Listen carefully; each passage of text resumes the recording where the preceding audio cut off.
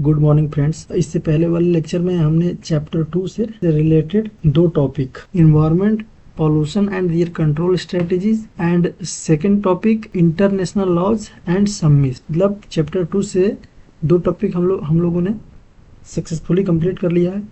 आज के इस वीडियो में चैप्टर 2 से जितने बन सकते हैं PYQs, उस PYQs को आज हम लोग डिस्कशन करने वाले हैं। तो चलिए जल्दी जल्दी वीडियो को देख लेते हैं। In small water supplies such as army troops, private plants and swimming pools, the most common disinfectant. देखिए, डिसइंफेक्टेंट किसको कहा जाता है? जो पानी में मौजूद बैक्टीरियाज को या माइक्रो ऑर्गेनिज्म को किल करे, उनको डिसइंफेक्टेंट कहा जाता है। तो रहा बात आर्मी ट्रूप्स और प्राइवेट प्लांट्स में सप्लाई होने वाले वाटर्स को डिसइंफेक्टेड बनाने के लिए, यानी पॉल्यूशन फ्री बनाने के लिए हम लोग आयोडीन एंड ब्रोमीन इस्तेमाल करते हैं। और बड़ी वाटर सप्लाई की जगह हम लोग क्लोरीन यूज करते हैं। क्लोरीन को भूल के भी मत मारना। क्लोरीन हम लोग लार्ज वाटर सप्लाई में, वाटर सप्लाई को प्यूरिफाई करने के लिए यानी डिसइंफेक्टेड बनाने के लिए हम लोग क्लोरीन का यूज करते हैं। So the option will be C. The air pollution control device cyclone is use for the removal of. देखिए, जो air pollution control device cyclone है, सेपरेटर एक सिंपल मैकेनिकल डिवाइस है जो हवा को घुमाकर सेंट्रीफ्यूगल फोर्स से हैवी डस्ट पार्टिकल को अलग करता है। अप्रॉक्स 50 माइक्रोमीटर पार्टिकल्स को, लगभग 50 माइक्रोमीटर के पार्टिकल को रिमूव करता है। ये रहा, यहाँ से डस्ट एयर लेगा और यहाँ से प्यूरिफाई करके उसको बाहर रिलीज करेगा। ये डस्ट ऊपर है, डस्ट ऊपर में जितने भी एयर में डस्ट पड़े रहेंगे उनको इकट्ठा करता है, ठीक, ढेर बनाता है। यहाँ पे ये सेंट्रीफ्यूगल फोर्स पे इसका मैकेनिज्म वर्क करता है। The 20 decibel noise level is how many times more powerful than 1 decibel noise level.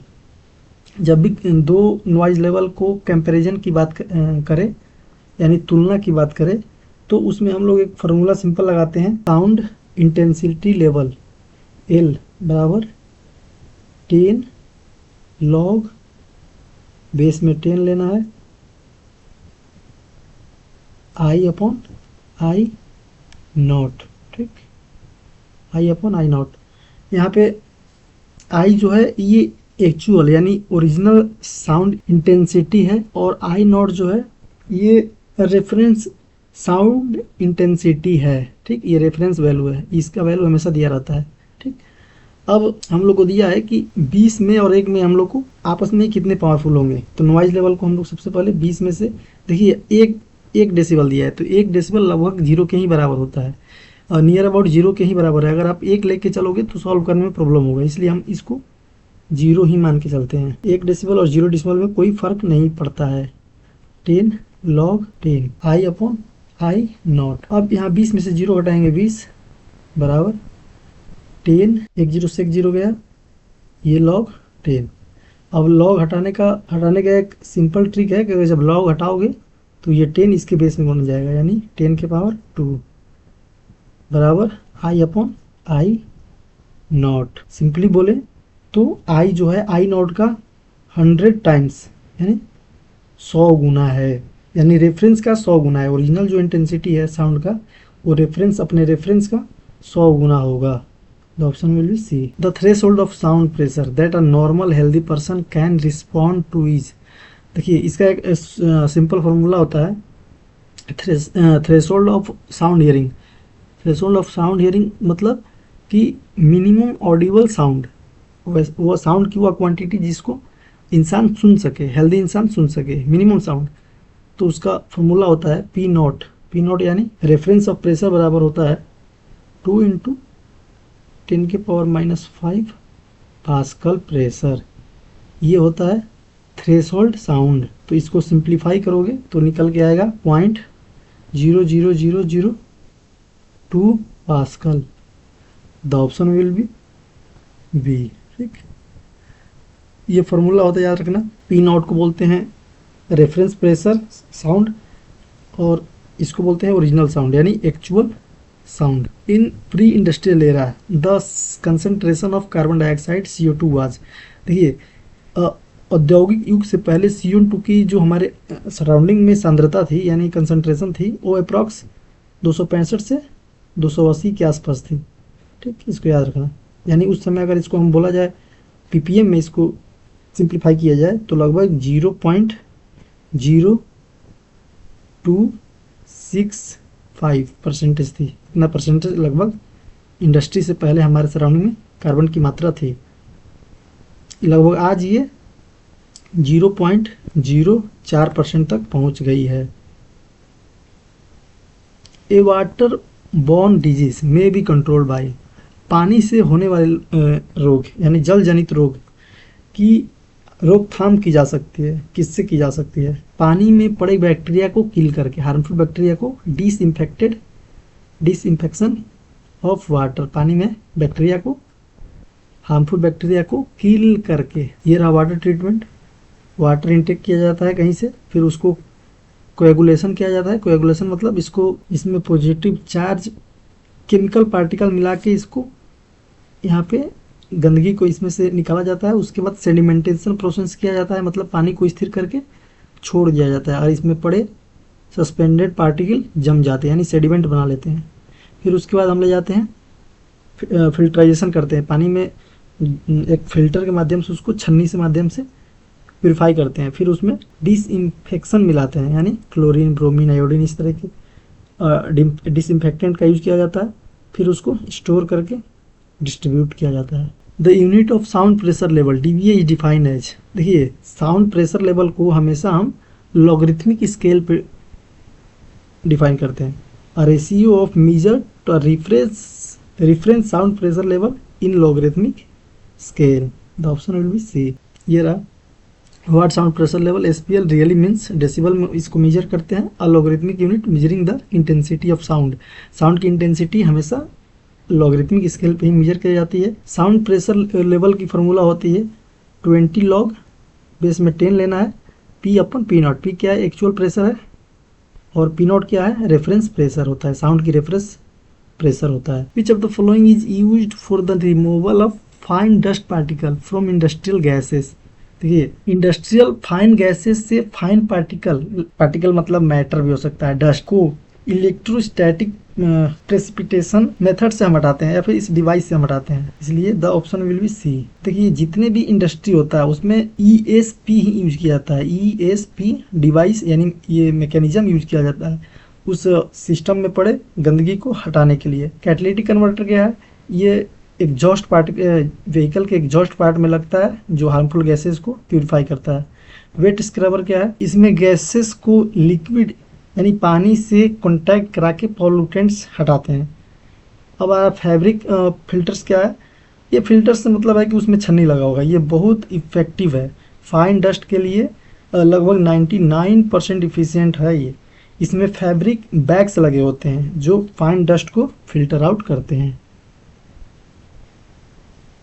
ये रहा ESP, इस तरह के बड़े बड़े इंडस्ट्री में ये मैकेनिज्म लगा रहता है। इस साइड से गैस को इनलेट कराया जाता है, इस तरीके से आउटलेट कराया जाता है, बीच में प्योरीफाई मतलब फिल्टर के माध्यम से इस ऊपर में डस्ट को स्टोर किया जाता है। ठीक,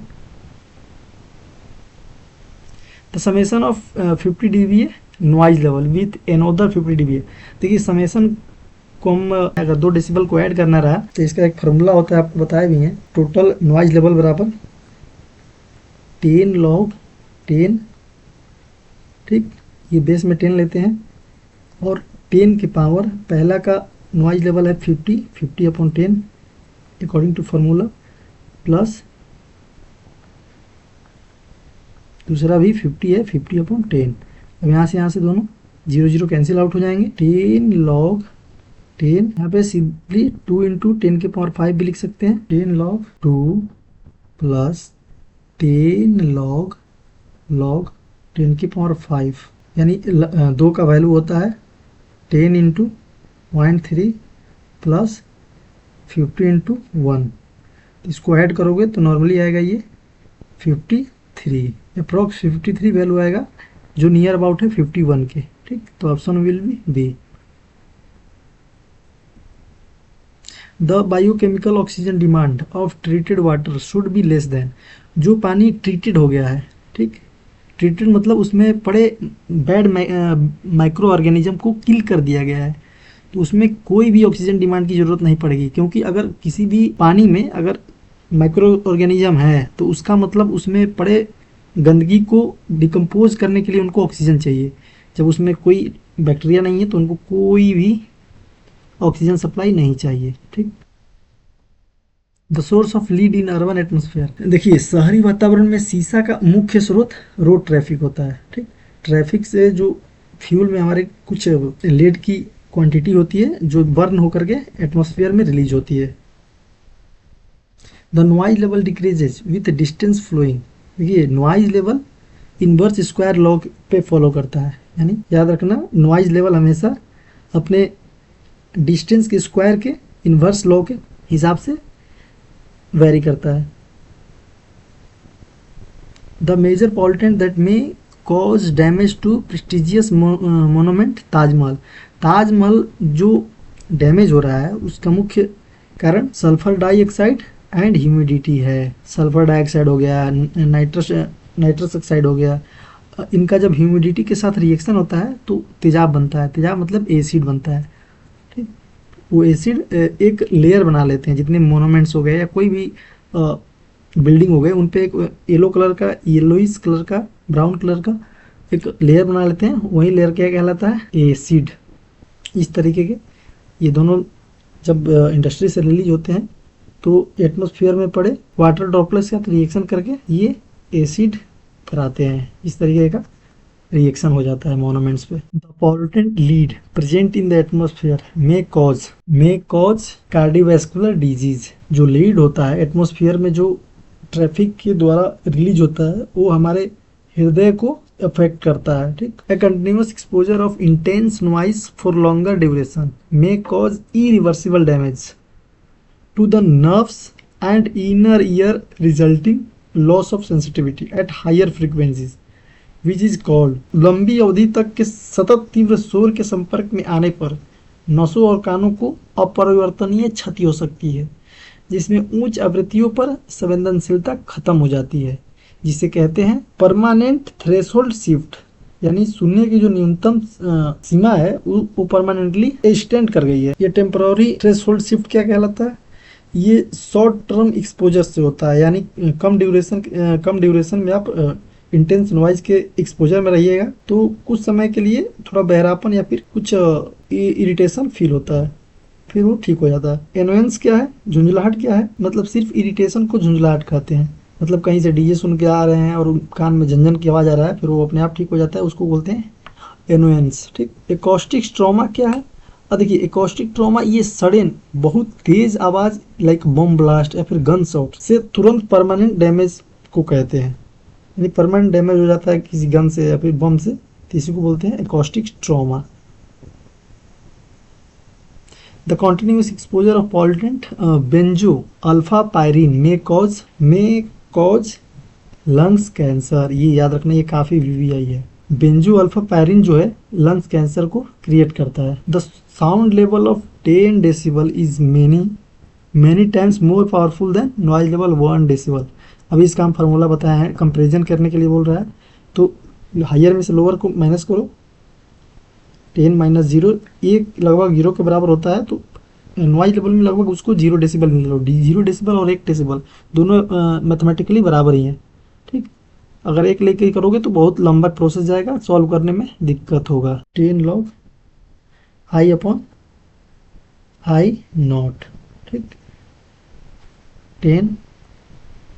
10 से ये 10 कैंसिल हो जाएगा, log I upon I not, इस तरीके का वैल्यू आएगा। जब लॉग घटेगा तो 10 की पावर 1, यहाँ का 1 पावर में चला जाएगा, तो आई अपॉन आई नॉट हो जाएगा। अब आई नॉट जो है रेफरेंस प्रेशर का 10 गुना, यानी जो एक्यूरेट साउंड इंटेंसिटी है वो अपने रेफरेंस का 10 टाइम्स हो जाएगा। ठीक। The option will be D. In villages to disinfect the well water the most commonly used chemicals. देखिए गांव में जो पहले हमारे कुओं में पड़े बैक्टीरिया को किल करने के लिए जो डिसइंफेक्टेंट यूज किया जाता था उसको बोलते हैं ब्लीचिंग पाउडर। ये आज भी यूज होता है, अपने नाली गली में इसको हम डाल देते हैं ताकि मच्छर गंदगी या फिर अन्य हार्मफुल कीड़े मकोड़े। तो ब्लीचिंग पाउडर ये अफोर्डेबल था, कोई भी इसको यूज कर सकता था। बाकी ये सारे डिसइंफेक्टेंट ही हैं। The carbon monoxide causes problem like nausea, headache, loss of speech, ये कॉमा एंड डेथ तक हो जाती है। कार्बन डाइऑक्साइड ऑक्सीजन के साथ मिल करके हीमोग्लोबिन के साथ कार्बोक्सी हीमोग्लोबिन बनाता है, जो एक पॉइजन की तरह एक्ट करता है, वाटर सप्लाई को रोक देता है, जिससे हमें हेडेक या फिर मृत्यु तक हमारी हो सकती है। The CO2 concentration in the atmosphere was 355 ppm in 1990.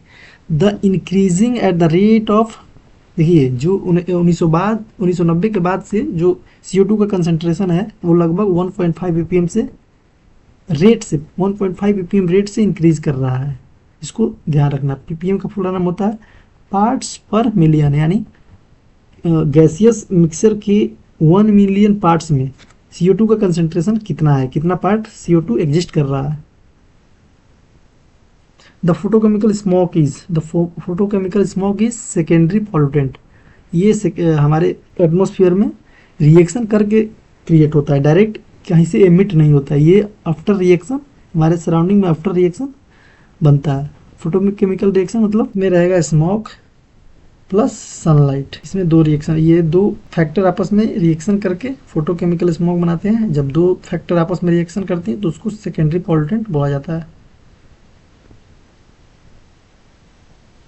The a weighted scale covered sound of frequencies from, देखिए भारतीय पैमानों में इनमें से किन आवृत्ति ध्वनियों को कवर किया जाता है। सिंपली समझो कि अवेटिंग, यानी अवेटिंग मतलब ये डेसिबल का सबसे छोटा यूनिट है, यानी मानव कान के सेंसिटिविटी को स्टिमुलेट करने के लिए कितना डेसिबल साउंड की रिक्वायरमेंट पड़ती है। तो लगभग इंडियन पैरामीटर के अकॉर्डिंग 800 to 3000 हर्ट्ज साउंड की रिक्वायरमेंट पड़ती है हमारे कान को स्टिमुलेट करने के लिए। The hardness that is equivalent to alkalinity is known as, देखिए वाटर में हार्डनेस का दो फैक्टर होता है। एक तो अल्कलिनिटी की वजह से आता है, दूसरा मैग्नीशियम कैल्शियम के आयंस की वजह से वाटर में हार्डनेस आता है। अब अल्कलिनिटी क्या कहलाता है, ये अल्कलिनिटी कार्बोनेट के आयन या फिर बाइकार्बोनेट के आयन जब पानी में एंटर कर जाते हैं उससे पानी अल्कलाइन हो जाती है, या फिर हाइड्रोक्साइड के आयन्स ये जब इंटर कर जाते हैं तो पानी अल्कलाइन हो जाती है। जब ये अल्कलिनिटी के आयन, ये जो जितने कार्बोनेट बाइकार्बोनेट्स के आयन हैं वो इक्वल अमाउंट में अगर कैल्शियम और मैग्नीशियम आयन के साथ रिएक्शन कर लें, ठीक, इक्वल क्वांटिटी में, तो उसको बोलते हैं कार्बोनेट हार्डनेस। ठीक, उसको क्या बोलते हैं, कार्बोनेट हार्डनेस। अगर पानी में कैल्शियम और मैग्नीशियम की क्वांटिटी ज़्यादा हो जाए, किससे, कार्बोनेट और बाइकार्बोनेट के आयन से, तो उसको बोलते हैं नॉन कार्बोनेट हार्डनेस। ठीक, नॉन कार्बोनेट हार्डनेस। तो जब इक्वेशन क्या बोल रहा है, the hardness is equivalent to alkalinity, पानी का हार्डनेस उसके अल्कलिनिटी के बराबर हो जाए तो उसको बोलते हैं कार्बोनेट, यानी उसमें कार्बोनेट्स के आयन HCO3 CO3 माइनस, ये जब बराबर हो जाए किसके, कैल्शियम मैग्नीशियम के आयंस के, ठीक, ये जब इसके बराबर हो जाए तो बोलते हैं कार्बोनेट आयन। ठीक, टोटल हार्डनेस क्या कहलाता है, ये दोनों के एडिशन को टोटल हार्डनेस कहते हैं। In case of air pollution the most affected part of vegetation is, देखिए पॉल्यूशन से अफेक्टेड कोई भी पार्ट, कोई भी पेड़ का पात सबसे ज़्यादा अफेक्ट होता है उसके लीव्स यानी पत्ती। पॉल्यूशन सबसे ज़्यादा पेड़ के पत्ती को अफेक्ट करता है। वैसे तो सारे पार्ट्स ही अफेक्ट होते हैं, लेकिन मोस्ट अफेक्टेड पार्ट पूछ रहा है तो उसका लीव्स हो जाएगा। The sound frequency range of an octave band is defined as octave band. देखिए ऑक्टेव बैंड क्या कहलाता है, ऑक्टेव बैंड का फ्रीक्वेंसी रेंज अपर लिमिट यानी F2 is twice the lower limit F1, upper frequency is twice as the lower frequency, ये याद रखना। ये ऑक्टेव बैंड के बारे में पूछ देता है, इसका अपर फ्रीक्वेंसी और लोअर फ्रीक्वेंसी में क्या रिलेशन होता है। अपर फ्रीक्वेंसी 2 गुना होता है अपने लोअर फ्रीक्वेंसी के। The cut off frequencies of 707 hertz and 1414 hertz defined as the octave band whose band center frequency is। देखिए सेंटर फ्रीक्वेंसी का नॉर्मल एक फार्मूला होता है, एफ सी बराबर under root F one into, अब यहाँ F two की जगह पे अपने 2f1 के बराबर होता है, ठीक। तो 2 इंटू एफ वन इसको कर दिया जाएगा, क्योंकि जो अपर फ्रीक्वेंसी होता है वो लोअर फ्रीक्वेंसी का ट्विस होता है, ठीक। अब जब इसको आपस में रख के मल्टीप्लाई करोगे तो ये लगभग आएगा 909.8 हर्ट्ज, ठीक। तो ये नियर अबाउट है 1000 hertz, it would be refer to as 1000 octave band। What structural modification of oxygen in allotrope that is known to be beneficial in the upper atmosphere। Upper atmosphere में हमारे surrounding का, हमारे atmosphere का upper layer जो होता है वो ozone होता है, जो हमारे सराउंडिंग को प्रोटेक्ट करता है। The first metal that was traditionally used in thermometers poisoning a substitutional health risk if it was inhaled in the event of spillage is, वो कहलाता है mercury. The option will be D। Which of the following environmental effect is caused by hazardous waste product as the contaminated groundwater environment is। देखिए hazardous waste यानी toxic chemicals, heavy metals, solvents, ये सारे हमारे ground water को contaminate करते हैं, ठीक। Contaminate the ground water. Smoke is caused by the reaction of sunlight and emission of hydrocarbons, nitrogen oxide and other harmful gases। Yes, ये जो कहलाता है वो secondary pollutant, that is photochemical smog. Photochemical smog क्योंकि photo के रूप में इसमें सनलाइट भी है, केमिकल के रूप में इसमें हाइड्रोकार्बन्स और नाइट्रोजन ऑक्साइड है, ठीक। यह एक इस तरीके का होता है। The major source of carcinogenic hydrocarbons benzo alpha pyrene present in the urban atmosphere, वो किसके वजह से आता है? वो आता है रोड ट्रैफिक की वजह से, ठीक। याद कर लेना, जब भी अल्फा बेंजो पायरिन के बारे में पूछे तो रोड ट्रैफिक से रिलेटेड है। बेंजो अल्फा पायरिन एक पॉलीसाइक्लिक एरोमेटिक मतलब PAH, जो धुआं यानी सिगरेट, स्मोक, व्हीकल एग्जॉस्ट, कोल बर्निंग, इंडस्ट्रियलाइजेशन से एमिट होता है। The prescribe permissible noise level equivalent continuous noise level for commercial area at day time, इसका ऑप्शन आंसर हो जाएगा ऑप्शन डी, 65 डेबीएल होता है, ठीक। जैसे ये हो गया। रेसिडेंशियल एरिया के लिए याद कर लेना, डे टाइम में परमिजिबल लिमिट होता है 55 और नाइट टाइम में 45, यानी 10 कम हो जाता है उससे। कमर्शियल एरिया में अब 65 होता है डे टाइम और नाइट में होता है 55। इंडस्ट्रियल एरिया में सबसे ज़्यादा 75 दिन में होता है और रात में 70 के पास रखा जाता है नॉइज लेवल, ठीक। इसको याद रखना। 1 यूनिट NTU जी कोवैलेंट टू। देखिए 1 यूनिट क्या है, NTU पहले समझते हैं NTU क्या है।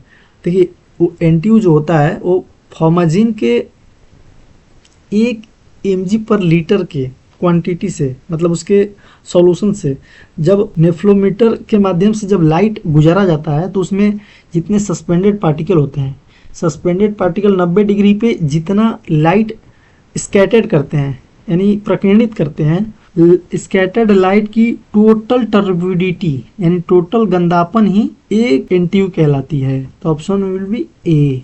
ये रहा नेफ्लोमेट्रिक, ये नेफ्लोमेट्रिक मशीन है, ये डिटेक्टर है और ये उसको मेजर करने के लिए वो डिवाइस है। फॉर्माजिन ही क्यों लेते हैं? फॉर्माजिन एक स्टैंडर्ड है, यानी फॉर्माजिन के 1 mg पर लीटर से जितना लाइट स्कैटर्ड होगा उसी स्कैटर्ड लाइट से टोटल टर्बिडिटी को हम NTU कहते हैं। The oxidant that produces photochemical smoke is ozone. वैसा ऑक्सीडेंट जो फोटोकेमिकल स्मोक प्रोड्यूस करता है वो क्या कहलाता है? Ozone.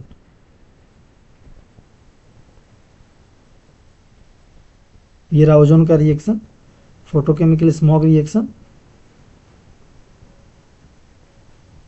The prescribe permissible noise level for industrial area at day time. अब इंडस्ट्रियल एरिया के लिए डे टाइम में पूछ रहा है, तो डे टाइम में हो जाएगा 75, आपको बताए हैं अभी अभी।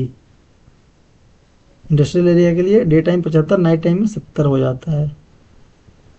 द वाटर बॉर्न डिजीज कलरा इज ट्रांसमिटेड बाई, कलरा जो होता है वो वेब्रियो कोलराई नामक बैक्टीरिया से ट्रांसमिट होता है, इसको याद रखना।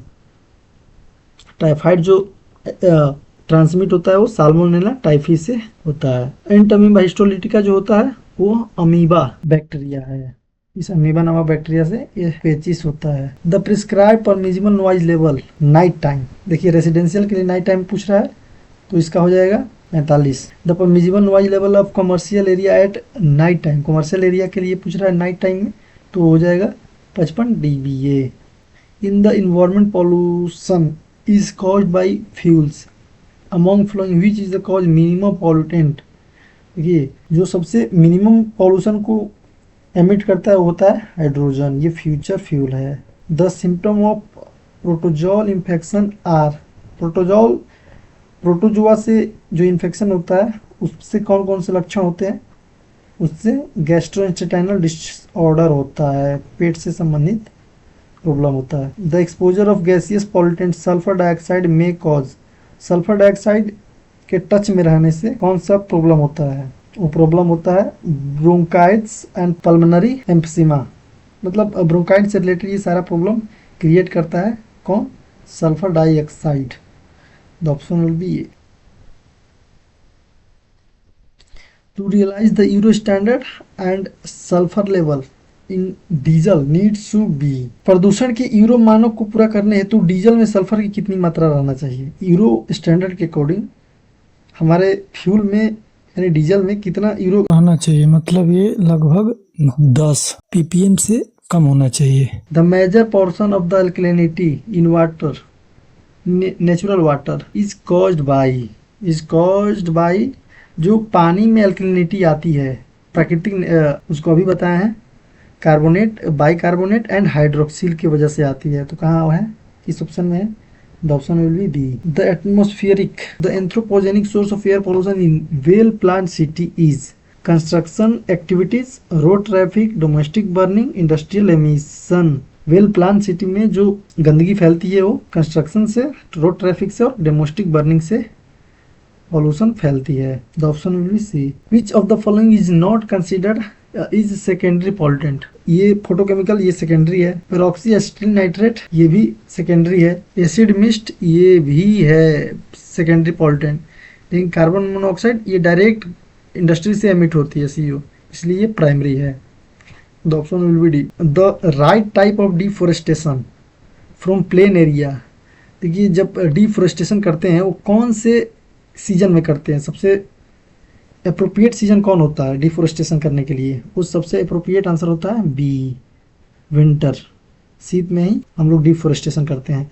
The maximum concentration level of iron and manganese that may cause colour problem in water are drinking water standard are respectively, देखिए आयरन और मैग्नीज का पानी में ज़्यादा कंसंट्रेशन होने से पानी अपने ओरिजिनल रंग से थोड़ा अलग हो जाती है। आयरन का जो कंसंट्रेशन 0.3 mg/L और मैग्नीज की कंसंट्रेशन लगभग 0.05 mg/L तक पहुंच जाता है। द ऑप्शन विल बी ए।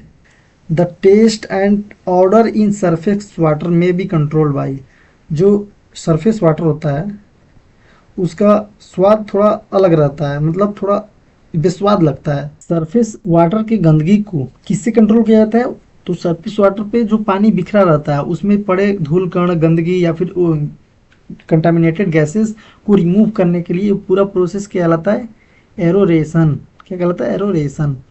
इस तरीके से करते हैं, इसमें सरफेस पे जितना वाटर रहता है उसमें बैड गैसेस इंटर कर जाते हैं, उसको पंप के माध्यम से एरेशन प्रोसेस की करके बाहर निकाला जाता है। The exposure of high concentration of nitrogen oxide में कॉजेज एक्यूट ब्रोंकाइट्स, ये सल्फर डाइऑक्साइड हो गया या फिर नाइट्रस ऑक्साइड हो गया, ये लगभग हमारे ब्रोंकाइट्स को ही अफेक्ट करते हैं। The option will B.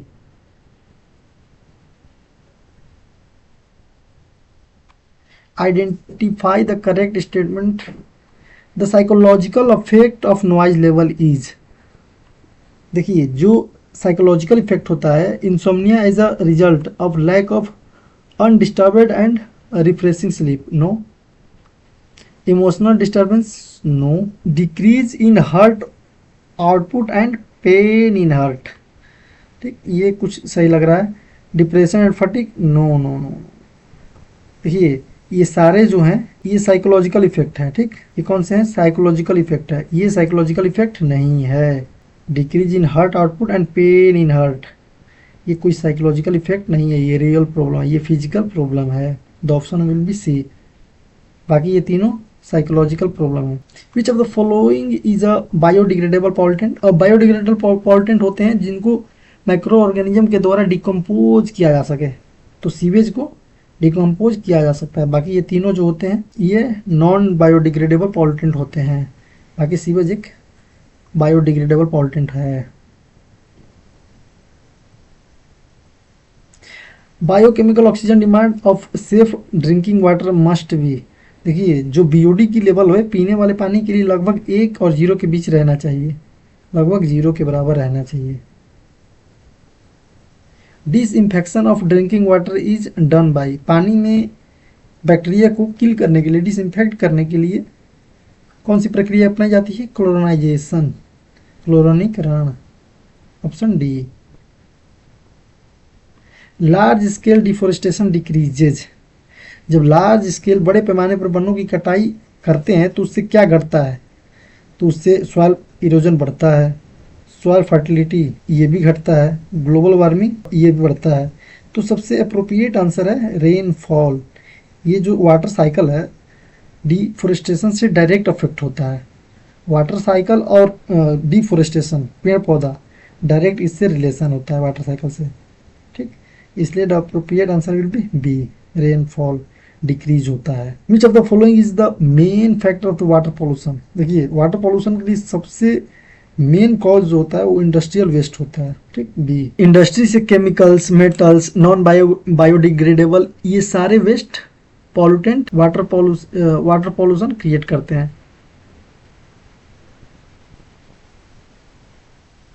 देखिए इंडस्ट्री से जो वेस्ट निकलता है वो हमारे ग्राउंड वाटर को भी अफेक्ट करता है और जो नॉर्मल वाटर जो सप्लाई होता है उसको भी अफेक्ट करता है। फ्लोराइड पोल्यूशन मेनली अफेक्ट, जो फ्लोराइड पोल्यूशन होता है जो वाटर में इंडस्ट्री के द्वारा आता है वो सबसे ज़्यादा हमारे दांत को अफेक्ट करता है। Dental फ्लोरियोसिस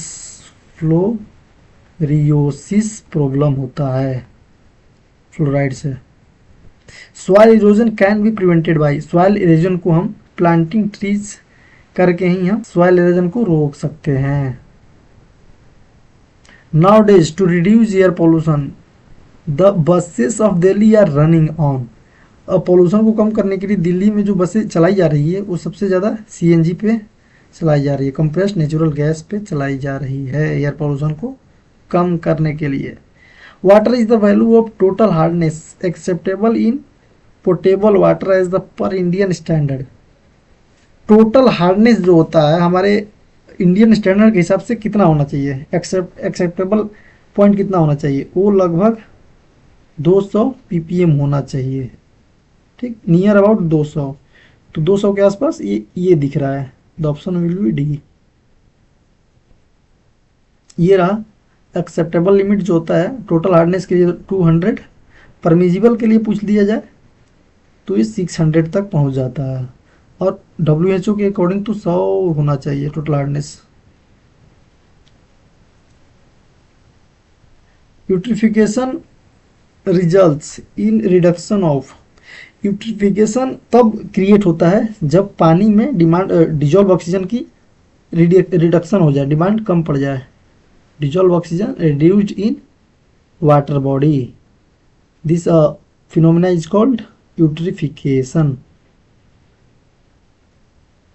biodegradable pollutant are decompose by microbial action, biodegradable जो पॉल्यूटेंट होते हैं जो गंदगी होती है उनको माइक्रोब्स के द्वारा डिकम्पोज किया जा सकता है।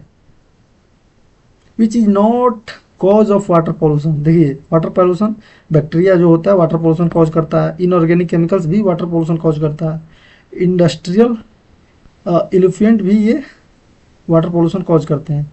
लेकिन हाई लेवल ऑफ प्रेसिपिटेशन यानी वर्षा जो होता है, वर्षा से कोई वाटर पोल्यूट नहीं होता है। ठीक, तो option will be D, is not cause of water pollution. The most ideal disinfectant use for drinking water is, देखिए सबसे आइडियल जो डिसइंफेक्टेंट होता है वो होता है क्लोरीन। कौन सा होता है? क्लोरीन सबसे आइडियल होता है। लेकिन नॉर्मली हम लोग घर में जो पहले जो हम लोग यूज करते थे वो ब्लीचिंग पाउडर करते थे, फिटकरी भी करते थे और चूना भी लगभग करते हैं। लेकिन सबसे आइडियली पूछ रहा है, ये तीनों डिसइंफेक्टेंट है यानी बैक्टीरिया को किल करते हैं, पानी के अंदर जो बैक्टीरिया रहते हैं उनको मारते हैं। लेकिन लेकिन लेकिन क्लोरीन जो होता है वो अफोर्डेबल होता है, अफोर्डेबल होता है ये, इसका सक्सेस रेट भी लगभग 99% है और इजीली अवेलेबल है। ठीक, और इजी टू प्रोडक्शन है, इसलिए सबसे ज़्यादा क्लोरीन का यूज किया जाता है। क्लोरीन का यूज बड़े पैमाने पे, ठीक, बड़े पैमाने पे इसका यूज किया जाता है क्लोरीन का। According to IPCC 3 factors contributing to global warming are, intergovernmental panels on climate change के अकॉर्डिंग 3 फैक्टर हैं जो ग्लोबल वार्मिंग को कंट्रीब्यूट कर रहे हैं। CO2 इमिशन बिल्कुल कर रहा है, change of land use, deforestation बिल्कुल, डिफोरेस्टेशन से भी ग्लोबल वार्मिंग अफेक्ट हो रही है। नॉन वेज फूड इससे भी थोड़ा बहुत हो रही है। तो the option will be D, place them in the order of their contribution to global warming. इन सब के कंट्रीब्यूशन के अकॉर्डिंग ग्लोबल वार्मिंग में कंट्रीब्यूशन बढ़ रही है। Several nations are following a protocol which binds them to reduce emission target. This protocol was adopted in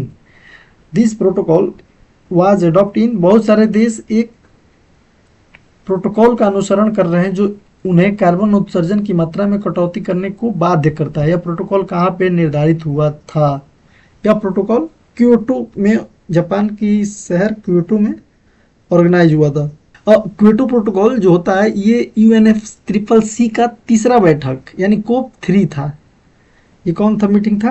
Kyoto protocol COP3 था, जिसमें डेवलप्ड कंट्रीज ने 1990 के स्तर से ग्रीन हाउस गैस उत्सर्जन को औसतन 5.2% से कम करने पर सहमति बनाए थे। ठीक, ये था इसमें, इसको पढ़ लेना। द ऑप्शन विल बी ये है। अब इसको मैच कराना है। देखिए वाटर पॉल्यूशन जो होता है वो इंडस्ट्रीज, एक तो इंडस्ट्रीज होता है और दूसरा पानी में पड़े ऑर्गेनिक मैटर के सड़ने से होता है यानी decaying of organic matter. Air pollution क्यों होता है? Combustion of fossil fuel. Noise pollution क्यों होता है? नॉइज पॉल्यूशन यानी अननेसेसरी साउंड की वजह से, हाई डेसिबल। तो पी का दो ये दोनों, ये फर्स्ट ऑप्शन सही होगा। पी का 2 क्यू का 1 यानी एयर पोल्यूशन होता है फॉसिल फ्यूल की कंबशन होने से। नॉइज आर का 4 the option will be A. So thank you. आपका chapter 2 that is adverse effect of water pollution and their control strategies and international laws and their summits से related जितने भी MCQs PYQs बन सकते थे वो आज के वीडियो में हमने कवर कर लिए हैं। नेक्स्ट वीडियो में 3rd chapter this is waste management का होने वाला है। सो वीडियो को पूरा देखिएगा, अच्छे से देखिएगा। अगर आप अच्छे से वीडियो देख लेते हैं तो इससे बाहर कहीं नहीं आने वाला है क्वेश्चन। सो मिलते हैं नेक्स्ट वीडियो में, तब तक के लिए बाय बाय।